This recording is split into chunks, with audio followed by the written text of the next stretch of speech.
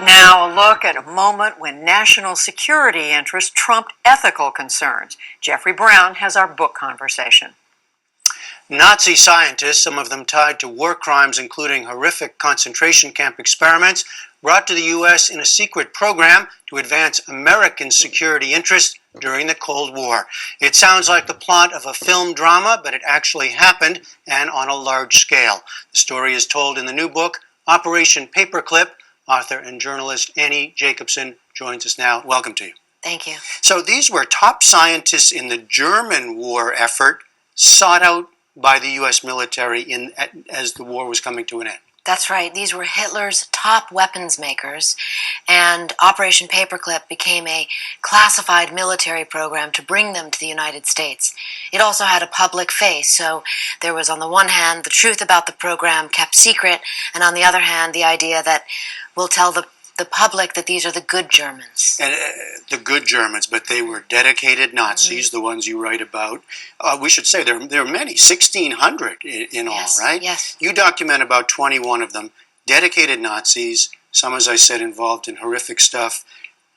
What they did was known, right, to the people to the Americans who were seeking them out. Certainly to the American military intelligence officers who were interviewing them.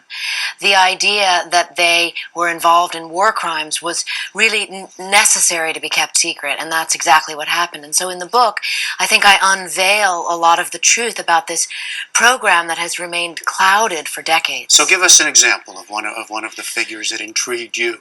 Well, I think one of the worst case scenarios was that the United States military made the decision to bring Walter Schreiber. This was Major General Dr. Walter Schreiber, the Surgeon General of the Third Reich. He wound up at a military facility in Texas. And doing what? Well, during the war, Dr. Schreiber had been involved in the vaccine program for the Reich, which sounds like a nice program, but it was actually a program to work on protecting German soldiers from these biological weapons that were also being manufactured. So he was involved in war crimes and concentration camps. He became a prisoner of the Soviets and then defected to the United States. We saw him as someone who we absolutely wanted here for his knowledge. So in the United States, it still remains unknown what exactly he did, only that he worked for the U.S. Air Force in Texas. You know, this becomes, of course, a story of practical versus ethical choices, right? Decisions made whether to look the other way or forget about the past in order to advance and gain advantage over the Soviets, it should be said, during the Cold War. Absolutely. I mean, the Cold War got hot very quickly, and the Soviet threat was this foreboding menace. And the idea was, certainly at the Pentagon and among the Joint Chiefs of Staff who were really running this program, was if we don't get these Nazi scientists, surely the Soviets will. Was there much debate at the time about the ethics of it? Absolutely, there was a debate, and I think that's what makes the narrative so compelling, because you have some people, including high-ranking generals at the Pentagon, who are loath to work with Hitler's former scientists, and you have others who say, this must be done, and it will be done. You said we don't really know much about the case of Walter Schreiber, what he did. Some of them we do know, right? And the very famous case is, most famous, is Wernher von Braun. Yes, he came here. He was the head of our rocket program and brought 114 fellow V-2 rocket makers with him.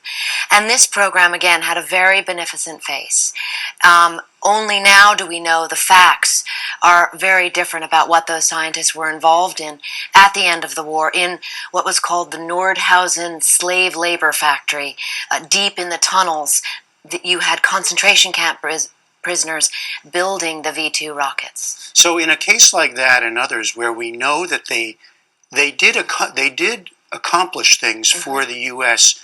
when they came here, then the question, and you write this, does accomplishment cancel out past crimes? That, I think, is the conundrum of Operation Paperclip. And I hope that people come to their own conclusion about that, because certainly the idea that you would excuse some of this horrific behavior during the war becomes, that big moral question.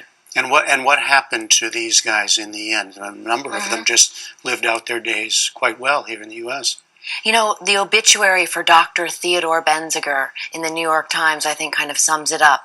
He died in 1999, and the New York Times lauds him as a good German scientist who's dedicated his life to the U.S. military. It leaves out the fact that he worked with Himmler very closely during the war and was actually on the original list of Nuremberg war crimes trials.